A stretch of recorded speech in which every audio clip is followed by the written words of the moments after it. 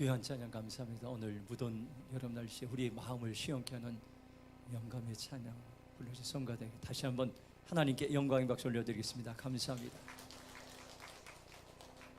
이렇게 함께하니까 성가대 너무 귀한 것 같습니다. 하나님께서 우리 성가대를 통해서 이제 많은 영혼들에게 격려와 소망의 찬양으로 하나님께서 인도하실 줄로 믿습니다. 오늘 주일 예배 참석한 우리 모두에게 하나님의 주시는 은혜와 평강이 함께하길 주님의 이름으로 축복합니다. 오늘 말씀을 통해서 무더운 여름이지만 하나님 우리의 마음을 시원케 하는 소망의 말씀으로 인도해 주실 줄로 믿습니다. 특별히 오늘 우리 김효수 권사님 오랜 이제 투병 가운데서 나오셔서 참 이제 귀한 예배를 드리는데 우리 한번 격려의 박수하겠습니다. 한번 우리 권사님 밝은 모습으로 그러니까 참 좋습니다. 하나님께서 속히 회복시켜 주실 줄로 믿습니다. 한번 서로 뒤에 앞에 좌우에 인사했으면 좋겠습니다. 무지무지 보고 싶었습니다. 한번 뒤에도 좀 인사했으면 좋겠습니다. 예. 우리 정말 보고 싶었죠? 하나님께서 우리 예배를 통해서 또 보고 싶어하고 또 격려하고 축복하고 아름다운 공동체로 우리 교회를 세우길 원합니다. 몇 주 전에 성령님께서 저에게 전교인 연합수련에 대한 그런 부담감을 주셨습니다. 그래서 이제 갑자기 팀을 꾸려서 진행을 준비하게 됐습니다. 근데 놀라운 것은 제 생각이 아니라 하나님께 이런 계획을 통해서 이번에 이제 다 광고 시간에 이제 발표를 하겠는데 김포에 아주 청정지역입니다. 놀라운 것이 하나님께서 8월 15일 그날만 비어있는 그 장소를 하나님께서 인도하시는데 저는 그것을 보면서 하나님의 놀라운 사인이 있구나. 특별히 이제 이번 연합수련을 통해서 하나님 우리에게 기대하시고 또 연합하게 하시고 소망을 주는 그러한 이제 수련을 인도하는 것을 알게 되었습니다. 우리 교회도 과거에 10년 전만 하더라도 연합수련회에 아름다운 전통이 있었다는 것을 듣게 되었습니다. 그러나 지금 그 수련회가 사라지고 말았습니다.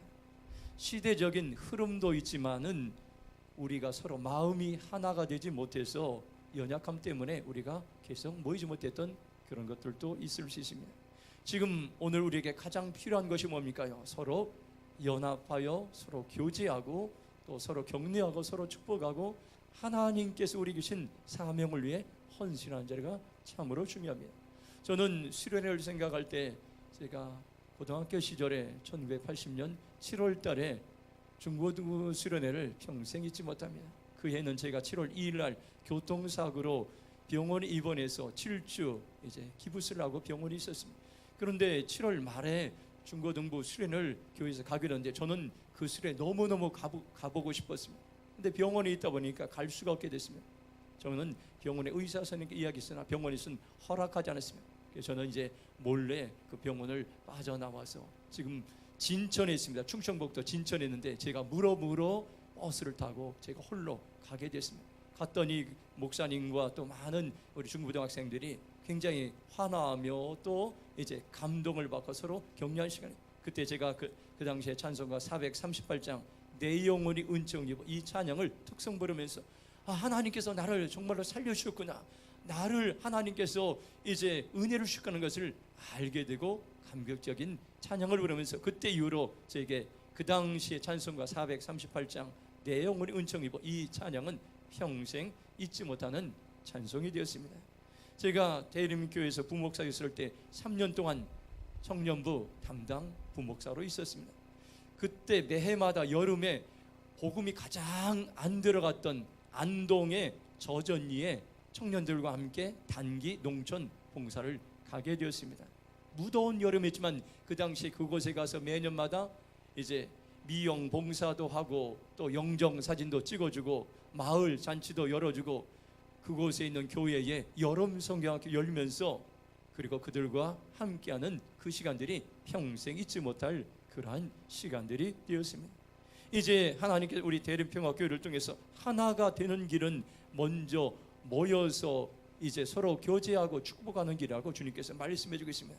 제가 뒤늦게 하나님의 마음을 알고 계획은 없었지만 여름 수련을 계획하게 되었습니다.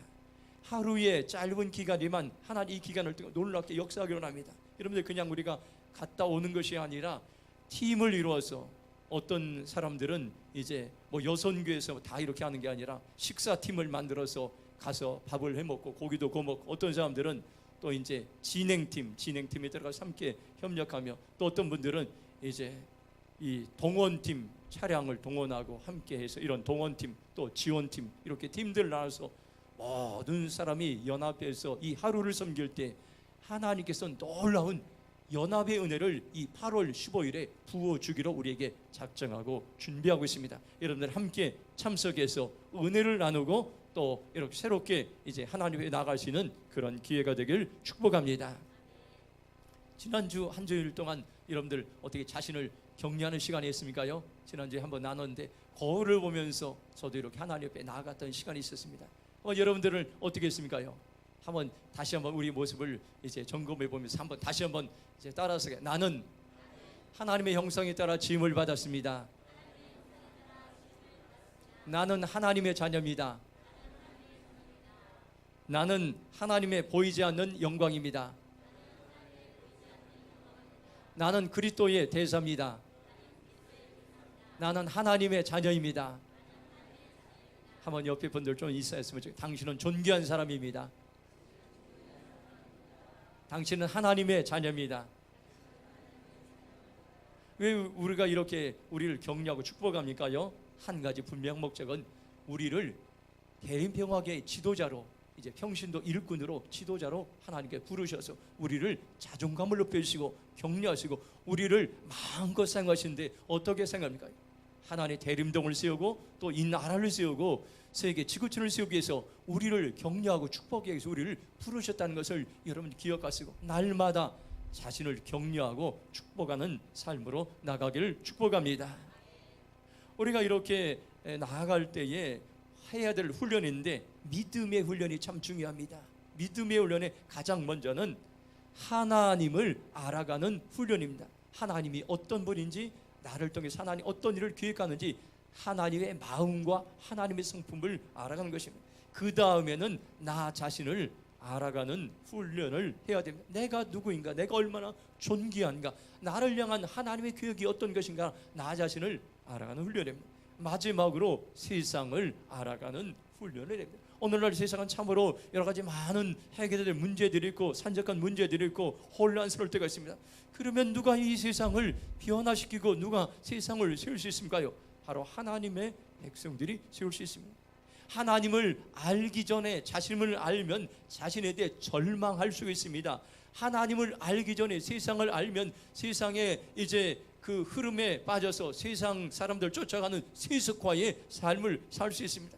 우리가 먼저 하나님을 알아갈 때에 우리는 교만하거나 열등의식에 빠질 수 없고 세상을 변화시키는, 세상을 바꾸어가는, 세상에 하나님의 나라를 이루어가는 하나님의 일꾼이 될 수 있음을 오늘 우리는 꼭 기억하시기 바랍니다. 오늘 이사야 61장을 통해서 우리를 향한 하나님의 마음이 뭘까, 어떻게 우리가 하나님을 알아갈지 오늘 말씀을 통해서 오늘 우리에게 말씀해 주겠습니다. 이 말씀은 이사야 시대의 예언자 이사야에게 주신 말씀이지만 동일하게 오늘 우리에게 주시는 말씀입니다. 오늘 우리가 이 말씀을 내가 살아내겠습니다, 이 말씀을 믿음으로 취하고 내가 이렇게 살겠다고 결정하는 사람들에게 오늘 이 말씀은 살아서 역사하는 생명의 말씀으로 우리에게 임하게 될 줄로 믿습니다. 자, 그럼 1절 말씀 함께 읽도록 하겠습니다. 1절 말씀 같이 읽겠습니다. 시작. 주 여호와 영이 내게 내리셨으니 이는 여호와께서 내게 기름을 부으사 가난한 자에게 아름다운 소식을 전하게 하려 하심이라. 나를 보내사 마음이 상한 자를 고치시며 포로된 자에게 자유를, 갇힌 자에게 노임을 선포하며. 한번 따라서 성령님이 임하시면 아름다운 소식을 전할 수 있습니다. 성령님이 임하시면 어떤 일이 일어난가를 우리에게 말씀, 세상을 보는 눈이 달라지게 됩니다. 우리가 인간적으로 보면 저도 그렇습니다요. 힘들어하는 사람들, 어려운 사람들, 이런 사람들을 다가가서 격려하고 축복하는 것, 본능적으로 그것을 원치 않습니다. 사람들은 편하길 원합니다. 포로된 사람들에게 오늘 여기 말씀은 관심을 갖기를 원합니까요? 그렇지 않습니다. 포로되고 갇힌 자들은 우리가 가까이 하기를 꺼려할 때가 많습니다. 그런데 성령님이 우리에게 임하시면 어떤 일이 일어납니까요? 세상을 보는 눈이 달라지게 됩니다. 마음이 상한 자, 포로된 자, 갇힌 자들을 보게 되고 그들을 불쌍히 여기고 그들에게 가장 아름다운 복된 기쁨의 소식을 전할 수 있다고 우리에게 말씀해 주고 있습니다. 자, 한번 누가복음 4장 18절 말씀 한번 같이 읽도록 하겠습니다. 누가복음 4장 18절입니다. 시작. 주의 성령이 내게 임하셨으니 이는 가난한 자에게 복음을 전하게 하시려고 내게 기름을 부으시고 나를 보내사 포로된 자에게 자유를, 눈먼 자에게 다시 보게 함을 전파하며 눌린 자를 자유롭게 하고. 아멘. 누가는 이사야 이 61장 이 말씀을 인용했습니다. 인용했다는 거 뭡니까요? 너무나 소중하고 중요하다는 것입니다. 성경에서 반복될 때는 강조하고 중요한 것을 반복합니다. 누가는 이 말씀을 인용하면서 이사야의 심정을 그는 기억했을 것입니다. 이사야의 심정으로 그는 복음을 전하기를 원했습니다. 오늘 하나님께서도 오늘 이 심정, 이 마음을 하나님께서는 부어주길 원합니다. 성령님이 임했을 때 어떤 일이 일어납니까요? 어떤 사역을 해야 됩니까요? 여기 보니까 가난한 자, 포로된 자, 눈먼 자, 눌린 자에 대해서 관심을 가지고 열정을 가지게 된다고 오늘 우리에게 말씀했습니다. 성령이 불이 임했을 때에 이사야는 어떻게 반응했습니까? 가난한 자에게 복음을 전했습니다.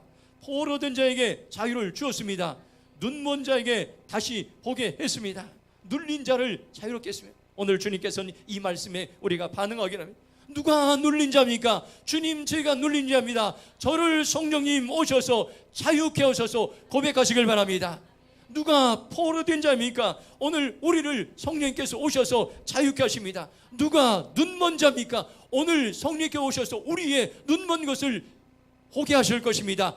누가 눌리고 고통당하고 있습니까? 성령님께서 오셔서 오늘 우리의 눌린 것을 자유케 하신다고 말씀하고 있습니다. 주님, 이 말씀 앞에 내가 믿음으로 반응하기 원합니다. 고백할 때 성령님께서 우리를 자유롭게, 우리를 치유해 주실 줄로 믿습니다. 오늘 우리는 이런 일들이 너무 많습니다. 세상에는 이 말씀은 육체적으로 눈멀고 또 육체적으로 또 포로되고 눌리고 이런 것들 있지만 영적으로도 고통당하는 사람들을 상징적으로 말씀하겠습니다. 몸은 멀쩡하고 건강하나 영혼이 병들어서 고통당하는 그런 사람들이 이 땅엔 참으로 많습니다. 그런데 오늘 성경 말씀합니다. 그 모든 우리의 가슴 아리하는 것들을 보시고 성령님께서 오늘 우리에게 그 모든 우리의 영혼의 질병도 마음의 상함도 고쳐주시라는 말씀하셨습니다. 오늘 많은 사람들이 힘들어하고 고민하고 있습니다. 이런 문제들로. 그런데 오늘 여기 말씀 보니까 우리가 성령님을 만나면 절망하던 자들에게 소망이 생기고 성령님을 만나면 마음이 눌린 자들이 다시 회복되고 성령님을 만나면 포로된 자들이 자유케 된다고 오늘 우리에게 말씀하겠습니다. 오늘 이 일에 우리를 초청하고 있습니다. 주님, 제가 이런 이 일에 이 말씀 앞에 믿음으로 반응하기 원합니다. 고백하며 나가길 주님의 이름으로 축복합니다. 저는 앞으로 우리 교회에 분명하게 성령님께서 강하게 임하셔서 많은 영혼들을 살리고 고치게 될 것이라는 그러한 소망과 확신이 있습니다. 이를 위해서 하나님께서 먼저 제가 굉장히 이제 기도도 하지 못하고 또 이제 게을렀었는데 하나님께서 저를 깨우셔서 이제 기도하게 만드시는 그런 환경으로 하나님께서 인도하시는 것을 제가 이제 알게 되었습니다. 지난 주일에 제 아내가 어느 유튜브를 봤는데 그 유튜브에서 어느 교회 목사님이 이제 새로운 교회로 부임하게 됐습니다. 그 교회는 그래도 사이즈가 있는 교회였는데 그런데 그 교회에 서로 분열하고 싸워서 그 목사님이 너무나 힘들었습니다. 그래서 이 문제를 어떻게 해결할까 하다가 사랑있게 옥하는 목사님이 살아계실 때 옥하는 목사님께 찾아가서 이 문제를 이제 놓고 상담을 했습니다. 그랬더니 목사님께서는 단번에 이렇게 처방전을 내렸습니다. 목사님, 이제 교회에 돌아가셔서 1년 동안 이제 저녁에 집에 들어가 주무시지 말고 교회에 강대상에 교회에 가서 그렇게 이제 1년 동안 기도하시면서 주무세요. 그리고 1년 동안은 교회에 여러 가지 이제 뭐 사역이나 프로그램 한 가지도 바꾸지 말고 이제 기도하는 일에 전념하라고 했습니다. 그리고 이 이제 목사님은 그 목사님의 처방전에 따라서 1년 동안 이제 교회에 나와서 기도하면서 자면서 그러면서 1년을 봐요. 근데 놀라운 일이 왔어요. 1년 뒤에 그렇게 싸우던 교회들, 어려움 당하던 교회들이 하나가 되기 시작하고 연합하기 시작하고 교회 분위기가 좋아지기 시작하고 그리고 교회가 엄청나게 부흥됐다는 그런 이야기를 제 아내가 유튜브를 듣고 저에게 들려줬습니다. 그러면 제 아내가 저에게 이렇게 질문했습니다. 나도 그렇게 한번 해보지 않으냐 그렇게 저에게 질문했습니다. 저는 아무 대답을 하지 못해서 제가 평생 목회하면서 이렇게 교회에 와서 이렇게 뭐 40일 1년 동안 이렇게 기도하면서 자본 적이 전혀 없기 때문에 자신이 없었습니다. 그런데 그 다음 날이었습니다. 그 다음 날 이 영등포 지방에서 작은 교회 이제 비전 교회 목사님들 세미나가 있었습니다. 제가 선교부 총무이기 때문에 그곳에 가서 그들을 격려하고 함께 듣는 시간이 있어요. 그런데 그 강사가 왔는데 그 강사가 어떤 강사냐면 조영기 목사님이 대저동에서 순복음 교회를 개척했을 때에 그 대저동 거기에서 갈라져 나온 교회입니다. 갈라져 나온 교회인데 갈라져 나온 교회에서 또 갈라져 나온 교회 그 교회를 그 목사님이 이제 담임하게 됐습니다. 가보니까 12명밖에 교인들이 남지 않게 돼요. 굉장히 험악한 그러한 교인이었습니다. 하나님의 그 목사님에게 기도하는 마음을 주셔서 그 목사님이 지금 이제 그 교회를 섬긴 지 4년 되었는데 4년 동안을 1년에 2번씩 40일 교회에 와서 이제 기도하게 그렇게 훈련하십니다. 그 목사님은 이제 사순절 기간에 40일 또 이제 가을에 새생명 축제 기간 40일 동안에 교회였는데 텐트를 교회에 가져온다고 합니다. 그래 텐트를 치고 교회 안에서 거기서 기도하다가 텐트 안에서 자면서 이렇게 4년 동안 그렇게 이제 이렇게 지냈는데 놀라운 일들이 일어났습니다. 그 교회의 성도들이 변하기 시작하고 또 성도들이 바뀌기 시작하고 하나님께서 여기저기에서 새 신자들을 보내주기 시작했다는 것입니다. 그리고 그 장소에 가면 그 목사님이 40일 동안 텐트를 치고 기도했던 그 장소에 가면 사람들이 그저 눈물이 나오고 감동이 되고 은혜가 되고 그런 것들을 경험하면서 그 간증들을 나누게 됐을 때 하나님께서 저에게 주는 사인을 알게 돼. 전 더 이상 하나님께서 내게 준 부담감을 저버리지 못했습니다. 하나님께 나를 통해서 기도하는 자리로 초청하는구나 걸 알게 됐습니다. 그리고 저는 그 이제 간증을 들으면서 한 가을 정도 좀 시작했으면 좋겠다 이런 생각했는데 제 아내가 엊그저께 당장 좀 시작했으면 좋겠습니다. 그래서 월요일부터 내일부터 시작하기로 했습니다. 제가 이제 혼자 시작 이제 하면은 굉장히 이제 자신이 없었는데 저희 아내가 함께 이제 한 달 동안 동참하기로 그 저희 둘째 딸이 또 함께 기도하면서 동참하기로 했습니다. 그래서 이제 이곳에 와서 이제 기도하면서 자면서 여러분들 위해서 기도하기로 합니다. 저는 분명히 이 한 달 동안의 시험 기간이지만 하나님께서 우리 교회를 통해서 놀라운 일들을 이제 한 달 동안에 하나님께서 이제 길들을 열어주시고 또 하나님께 저희의 기도와 또 우리의 기도를 통해서 놀라운 하나님의 새 길을 열어 주실 줄로 믿습니다. 우리가 날마다 이렇게 하나님께 기대하는 자리로 나갈 때 하나님께서 우리에게 열정을 주시고 소망을 주시고 가난한 자, 포로된 자, 눈먼 자들을 사유케 하는 놀라운 역사를 우리에게 허락해 줍니다. 우리 모두가 여러분들 말씀에 믿음으로 반응함으로 해서 이 말씀의 주인공들이 되길 주님의 이름으로 축복합니다. 자, 그러면 2절 말씀 함께 읽도록 하겠습니다. 2절 같이 읽겠습니다. 시작.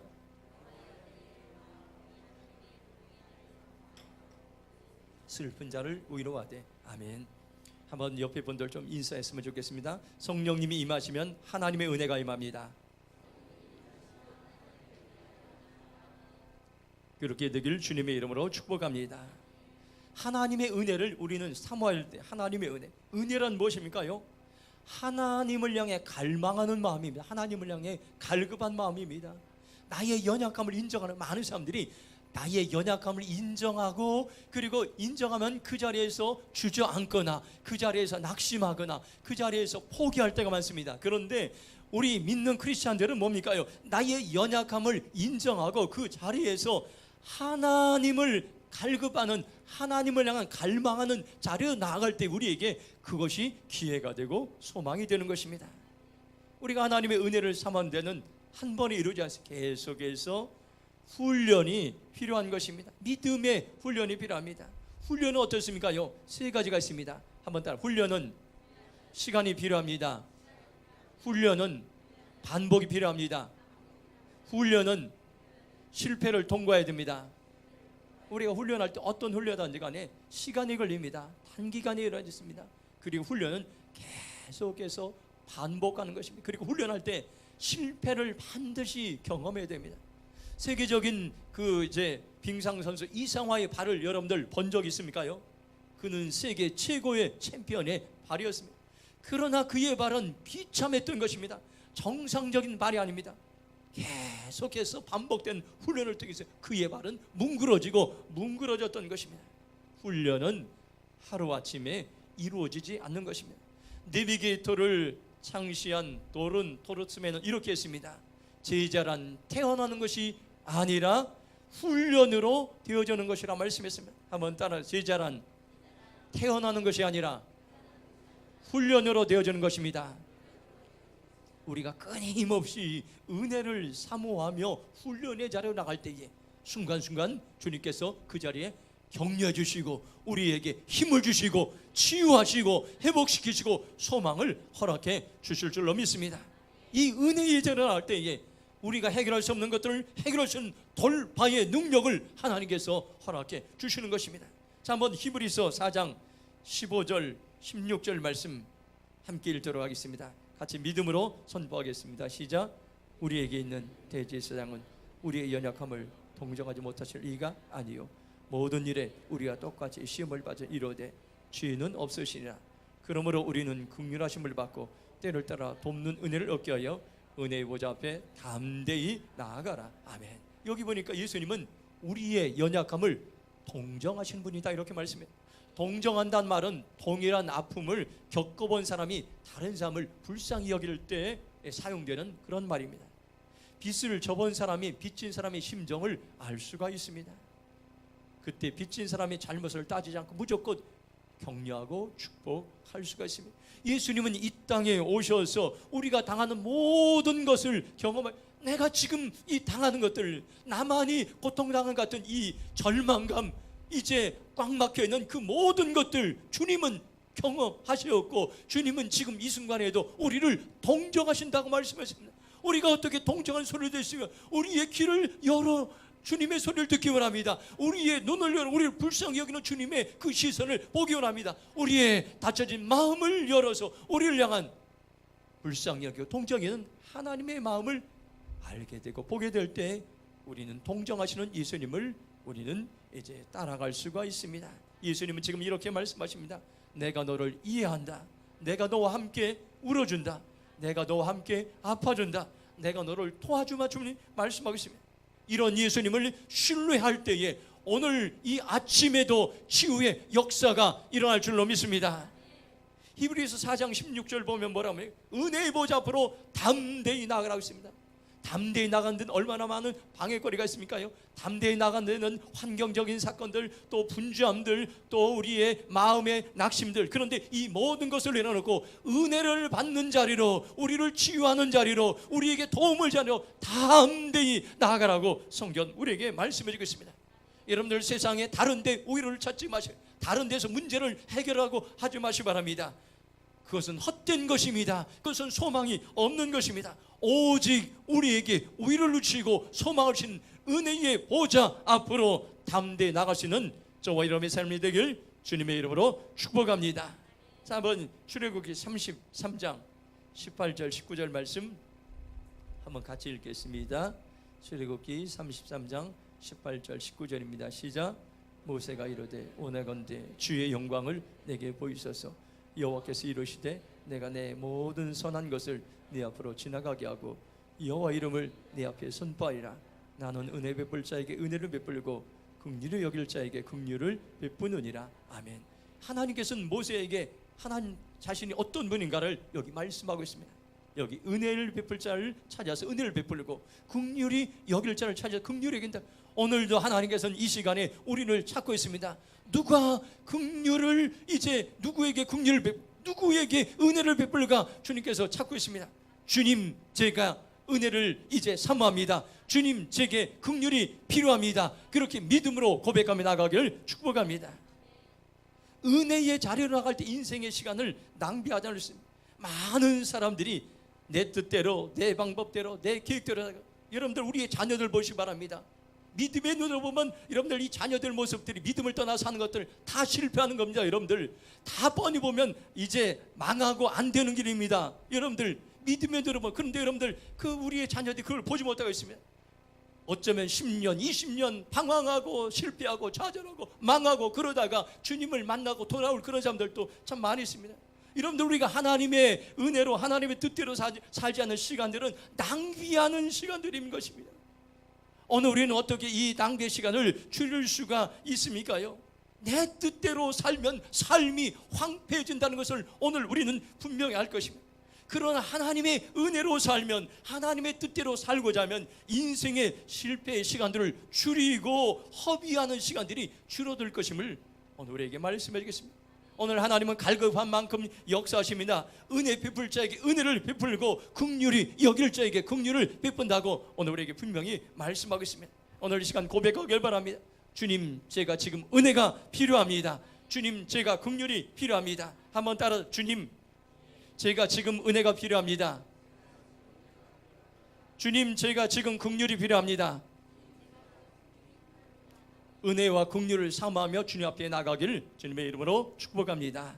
자, 마지막 4절 말씀 함께 읽도록 하겠습니다. 같이 읽겠습니다. 시작.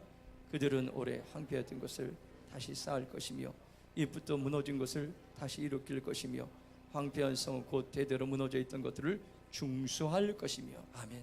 놀라운 소망의 말씀입니다. 여기 보니까 성령님이 임하시면 황폐된 것이 다시 회복될 것이라고 우리에게 말씀해 있습니다. 하나님의 심판이 임할 때 세상은 황폐됩니다. 사람들이 자랑하고 의지하던 것들이 무너지고 황폐하게 됩니다. 그러나 성령님이 임하실 때 무너졌던 것들이 다시 회복되고 재건하는 놀라운 소망을 우리에게 말씀하고 있습니다. 쇠퇴하고 황폐했던 교회나 모임의 단체들이 다시 일어나는 것은 기적 같은 일들입니다. 교회도 마찬가지입니다. 교회도 쇠퇴했던 교회들이 다시 회복되고 부흥하는 교회들은 10교회에 1교회 정도밖에 안 됩니다. 그만큼 여러분들 우리가 다시 회복되기란 어려운 것입니다. 이것은 사람의 힘으로 재건과 회복의 일들을 감당할 수 없음을 우리에게 말씀해요. 그런데 놀라운 말씀은 성령님이 임하시면은 우리의 인간의 한계를 뛰어넘어서 무너진 영역들이 다시 한번 회복될 수 있습니다. 무너진 건강들이 다시 치유될 수 있습니다. 무너진 삶의 재정들이 다시 한번 회복될 수 있습니다. 무너진 내 모든 영역들이 다시 회복될 수 있음을 오늘 우리에게 말씀해 주겠습니다. 한번 에스겔서 47장 8절, 9절, 12절 회복의 말씀입니다. 한번 소망의 말씀을 믿음으로 함께 같이 읽도록 하겠습니다. 같이 읽겠습니다. 시작. 그가 내게 이르시되 이 물이 동쪽으로 향하여 흘러 아라바로 내려가서 바다에 이르니 이 흘러내린 물로 그 바다의 물이 되살아나리라. 이 강물이 이르는 곳마다 번성하는 모든 생물이 살고 또 고기가 심히 많으리니 이 물이 흘러들어가므로 바닷물이 되살아나겠고 이 강이 이른 각지의 모든 것이 살 것이며 강 좌우가에는 각종 먹을 과실나무가 자라서 그 잎이 시들지 아니하며 열매가 끊이지 아니하며 달마다 새 열매를 맺으리니 그 물이 송수를 통하여 나옴이라. 이 열매는 먹을 만하고 그 잎사귀는 약재료가 되리라. 아멘. 이 말씀 뭐지? 회복된 장면, 회복되어진 장면을 오늘 하나님께서는 이 말씀을 우리에게 주시길 바랍니다. 우리에게 이 말씀대로 이러한 삶의 열매를 우리에게 보여주기를 하고 이러한 삶의 열매를 우리에게 주시길 바랍니다. 오늘 우리는 우리 교회에 다시 한번 회복의 은혜를 우리는 사모하고 있습니다. 우리 교회에는 재정의 회복이 일어나고 말씀이 회복이 나고 지도력이 회복이 나서 하나님 지역을 향해 하나님과 민족을 향해 열방을 살리는 그러한 교회로 세우기를 합니다. 그렇게 해서 오늘 우리는 다시 한번 하나님께 성령님께 우리를 회복시키는 성령님께 나아갈 때 오직 소망이 있는 줄로 믿습니다. 지난번 제가 왕해제정 13기 학교 훈련을 받으면서 제가 13조에 속했습니다. 그래서 강남역 노숙인 사역 아우리치를 갔던 적이 있습니다. 그래서 우리 팀원들 보니까 저만 이제 목사여서 같이 이제 그 강남역에 가보니까 굉장히 번화가 있습니다. 강남역에. 그런데 그곳에도 노숙인들이 있더라고요. 그래서 그들에게 도시락을 이제 건네주고 그들을 격려하고 위로하고 그리고 나서 저에게 그들에게 안수 기도를 해달라고 그 간사님이 이야기했습니다. 저는 최선을 다해서 그 노숙인들에게 안수 기도를 해주었습니다. 근데 금주에 그 간사님을 통해서 그들 삶이 변화된 것을 카톡을 저에게 보내왔습니다. 기도를 받은 한 노숙인 형제는 근처 교회를 다니게 되었고, 한 형제는 이번 주부터 일을 구하여 살아내겠다고 노숙인 자리에서 자리를 떠났고요. 또 한 자매는 센터로 거처를 옮기면서 무언가 내면의 변화가 일어났다는 것을 이렇게 카톡을 통해서 저에게 보내줬습니다. 그러면 이렇게 했습니다. 강남역의 소망을 바람을 일으키신 하나님께 감사드리며 전심으로 기도해 주셨던 형제님들과 목사님께 감사를 드립니다. 이렇게 카톡을 전해왔습니다. 우리가 순종하여 노숙인 현장으로 가서 섬겼더니 놀라운 회복의 일들이 지금 일어나고 있어요. 이 노숙인들은요, 정말로 변화되기 어려운 사람들입니다요. 그 변화되기 어려운 그들에게 주의 복음이 들어갈 때에, 함께 기도했을 때에 기적 같은 일들이 우리의 삶의 현장에 일어나고 있습니다. 오늘 하나님께서는 우리의 삶의 현장 가운데 이러한 변화를, 회복을 주님께서 준비하고 있습니다. 오늘 우리는 소망을 가지고 주님께 나가길 주님께 원하고 있습니다. 오늘 우리나라를 한번 살펴보시면 지금 참 힘든 기간을 지나가고 있습니다. 그런데 과거에 여러분들 우리나라를 살펴보시면 6.25 전쟁으로 온 나라가 무너졌습니다. 온 나라가 초토화됐습니다. 다시 회복될 가능성이 전혀 없던 나라였습니다. 세상에서, 세계에서 가장 가난한 나라고 소망이 없었던 나라였습니다. 그때 이 땅에 어떤 일이 일어나는지 신앙의 부흥이 일어났습니다. 다시 한번 교회들이 세워지고 하나님 말씀이 이 땅에 전해지면서 회복에 대한 소망을 갖게 됐습니다. 하나님께 부르짖어 기도하면서 이 땅이 다시 한번 재건되는 놀라운 역사가 일어났다는 것을 오늘 우리는 다시 한번 기억해야 될 것입니다. 출애굽기 19장 5절 6절 이 말씀에 반응하는 사람들을 찾고 있습니다. 이 반응한 나라들 세우게 합니다. 한번 같이 읽도록 하겠습니다. 출애굽기 19장 5절 6절입니다. 시작. 세계가 다 내게 속하였나니 너희가 내 말을 잘 듣고 내 언약을 지키면 너희는 모든 민족 중에서 내 소유가 되겠고 너희가 내게 대하여 제사장 나라가 되며 거룩한 백성이 되리라. 너는 이 말을 이스라엘 자손에게 전할지니라. 아멘. 너는 이 말을 이스라엘 자손에게 전할지라. 너는 이 말을 오늘 대림평화 교회 성도들에게 전하라. 하나님께서 오늘 우리에게 말씀해. 어떤 말씀인가요? 우리가 아무리 힘들고 어려워도 하나님의 말씀을 잘 듣고 그 들은 말씀을 지켜 순종하면 하나님께서 개인도 교회도 나라도 여러분들 세워주시고 높여주시고 존중하시고 보물같이 사용하실 거라는 말씀이었어요. 이것은 수많은 나라들이 경험된 겁니다. 이 수많은 이제 교회들이, 수많은 개인들이 이 말씀 앞에 믿음으로 반응했을 때 이 말씀이 살아서 역사임을 경험된, 입증된 그러한 말씀드린 것입니다. 오늘 우리는 참으로 어려운 시대에 살아가고 있습니다. 우리는 미국과 일본, 중국과 러시아에 끼어있는 나라입니다. 지금은 미국과 중국이 경제 전쟁을 벌이고 있는 상황과 약수국가들의 어려움들을 우리는 이제 경험하고 있습니다. 환경만 보면 미래가 부정적일 수 있습니다. 그러나 하나님께 주신 약속의 말씀을 보면 오늘 여전히 우리에게 소망이 있습니다. 우리가 할 수 있는 최대한 일은 무엇입니까? 하나님의 말씀을 잘 듣는 것입니다. 들은 말씀에 최대한으로 순종하는 것입니다. 그러면 하나님이 우리를 세계 모든 민족 가운데 높여줄 것이었습니다. 개인의 여러분들 기업을 하고 있습니까요? 직장생활을 했습니까요? 우리가 하나님의 말씀을 듣고 순종하는 최선을 다하면 하나님께서 경쟁력이 있는 그런 삶으로 하나님께서는 길을 열어줄 것이라고 오늘 우리에게 말씀해 주고 있습니다. 오늘 우리는 다시 한번 주님께 일어나기 원합니다. 이사야 60장 1절 말씀을 반응하기 원합니다. 일어나라 빛을 발하라 주님 말씀합니다. 내 빛이 이르렀고 여호와 영광이 내 위에 이 말씀을 말씀하십니다. 오늘 이 말씀을 기억하고 주님 제가 일어나기 원합니다. 주님 제 신앙이 다시 한번 일어나기 원합니다. 다시 한번 내 삶에 무너졌던 것들이 회복되기 원합니다.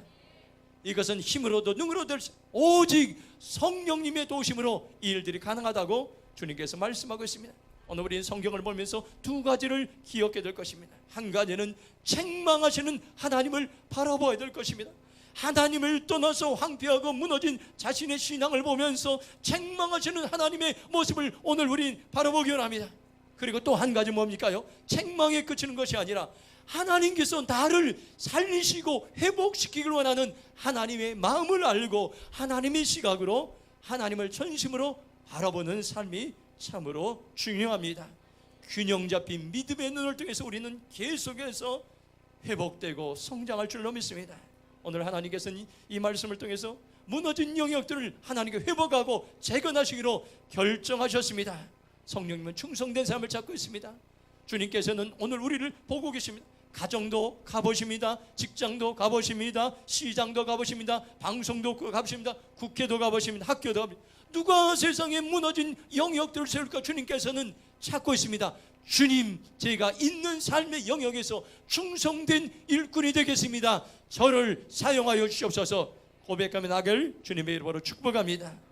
오늘 하나님이 우리에게 말씀해, 누가 대림평화교회를, 무너진 대림평화교회를 세울 수 있을까? 주님께서 말씀하겠습니다. 말씀 백언동에 충성된 사람들이 할 수 있습니다.